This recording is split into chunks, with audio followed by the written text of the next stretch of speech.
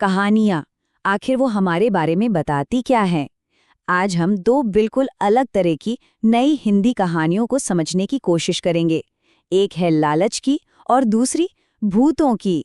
देखते हैं कि ये आज के दौर के बारे में क्या राज खोलती हैं। तो चलिए इन दो दुनियाओं में कदम रखते हैं। एक तरफ है एक गुणी अनाथ लड़की की कहानी जो अच्छाई और बुराई की एक क्लासिक जंग जैसी लगती है, और दूसरी तरफ एक ऐसी अनाड़ी चुड़ैल की कहानी जो बस तैरना चाहती है ना अजीब। देखिए, हर कहानी एक वजह से एक चिंगारी से शुरू होती है, और इन दोनों कहानियों के चिंगारियों में जमीन आसमान का फर्क है। एक की दुनिया दुख और जरूरत से बनी है, तो दूसरे की सिर्फ एक पल की मनमौजी ख्वाहिश से। तो देखिए, एक तरफ कोयल है, एक अनाथ बच्ची जिस पर उसकी चाची दामिनी जुल्म करती है। उसे ऊंचे पेड़ों से फल तोड़ने हैं वरना उसे घर से निकाल दिया जाएगा। मतलब ये एक तरह से जिंदगी और मौत का सवाल है। और दूसरी तरफ एक चुड़ैल है जो बस आसमान से उड़ती हुई जा रही है, कुछ लड़कों को तालाब में मस्ती करते देखती है और सोचती है, अरे वाह, मुझे भी ये करना है। बस इतनी सी बात। अब यहाँ से कहानी में जादू की एंट्री होती है, लेकिन ये जादू दोनों कहानियों में बहुत बहुत अलग तरीके से काम करता है। एक के लिए ये वरदान बनकर आता है तो दूसरे के लिए खुद एक मुसीबत। कोयल की कहानी में मदद एक बड़े ही अनोखे रूप में आती है। एक जादुई सेब का घर। ये कोई मामूली घर नहीं है, यह सजीव है और सिर्फ नेक दिल और परेशान लोगों की मदद करने के लिए ही सामने आता है। और ये कोयल की अच्छाई को पहचान कर उसकी मदद करने का फैसला करता है। और मजे की बात यह है कि घर खुद कोयल से कहता है कि वो क्यों आया है। इससे कहानी का जो नैतिक ढांचा है वो बिल्कुल साफ हो जाता है। यहाँ अच्छे के साथ अच्छा ही होगा। मगर हमारी दूसरी कहानी में जादू खुद एक प्रॉब्लम है। चुड़ैल जैसे ही पानी में कूदती है, उसका भूतिया हल्का शरीर डूबने लगता है। मतलब यहाँ अलौकिक होना कोई ताकत नहीं, बल्कि एक कमजोरी बन जाता है। और यहाँ से जो होता है वो डरावना कम और मजाकिया ज्यादा लगता है। बेचारी चुड़ैल बचने की कोशिश करती है, पर हर कोशिश नाकाम। वो एक लड़के का पैर पकड़ती है तो आंख पर लात खाती है, दूसरे के कंधे पर चढ़ने की कोशिश करती है तो मुंह पर मुक्का पड़ता है। ये कोई खूंखार चुड़ैल नहीं, बल्कि एक अनाड़ी है। तो अब कहानी का असली संघर्ष शुरू होता है। दोनों कहानियों में एक चारित्रिक दोष, एक बड़ी कमी, चीजों को बद से बदतर बना देती है। एक तरफ है लालच और दूसरी तरफ सरासर नाकाबिलियत। जैसे ही चाची दामिनी को उस जादुई घर के बारे में पता चलता है, उसका लालच बेकाबू हो जाता है।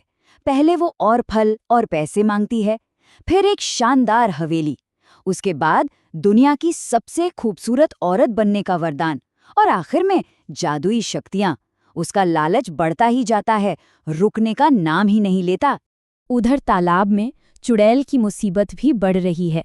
डरे हुए लड़के भागकर गांव के मछुआरे पिंटू को बुला लाते हैं। अब कहानी में एक नया किरदार आ गया है और हालात और भी ज्यादा उलझने वाले हैं। पिंटू बेचारे डूबती चुड़ैल को बचाने के लिए अपना जाल फेंकता है। पहले तो चुड़ैल को लगता है चलो जान बची, लेकिन जब पिंटू को जाल खाली लगता है और वो दोबारा फेंकने वाला होता है तो चुड़ैल घबरा जाती है। उसे लगता है कि वो पकड़ी जाएगी और अपनी जान बचाने के लिए वो अपने दांतों से पूरा जाल कुतरकर भाग जाती है। जरा सोचिए कितनी हताशा होगी। और अब हम पहुंचते हैं दोनों कहानियों के अंत पर, और ये अंत एक दूसरे से उतने ही अलग हैं जितना दिन और रात। एक कहानी में इंसाफ होता है तो दूसरी में सिर्फ डर और उलझन रह जाती है। पहली कहानी में जब दामिनी का लालच हद पार कर जाता है और वो जादुई शक्तियां मांगती है, तो सेब का घर उसे सबक सिखाने का फैसला करता है। वो उसकी इच्छा पूरी तो करता है, मगर उसे एक जादुई सेब बनाकर। और तब एक सेब के रूप में दामिनी को अपनी गलती का एहसास होता है। वो गिड़गिड़ाती है, माफी मांगती है और कहती है कि लालच का फल सचमुच बहुत कड़वा होता है। ये है कर्म का फल, जहां बुरे काम का बुरा नतीजा मिलता है।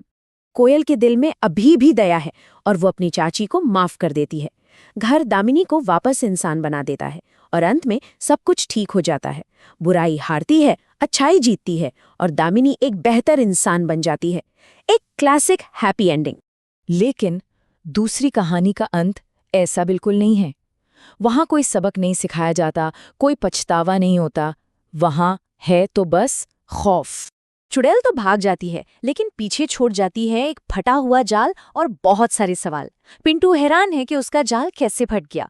लड़के इतने डर जाते हैं कि उन्हें यकीन हो जाता है कि तालाब में भूत है, और नतीजा, सब उस जगह से भाग जाते हैं और वो तालाब हमेशा हमेशा के लिए वीरान हो जाता है।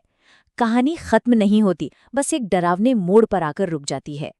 तो इन दो बिल्कुल अलग कहानियों और उनके अंत का मतलब क्या है? आखिर ये दंत कथाएं हमें क्या सिखाना चाहती हैं? चलिए, दोनों को आमने सामने रखकर देखते हैं। फर्क बिल्कुल साफ नजर आता है। एक तरफ दामिनी का लालच है जिसे सजा मिलती है और अंत में सब कुछ ठीक हो जाता है।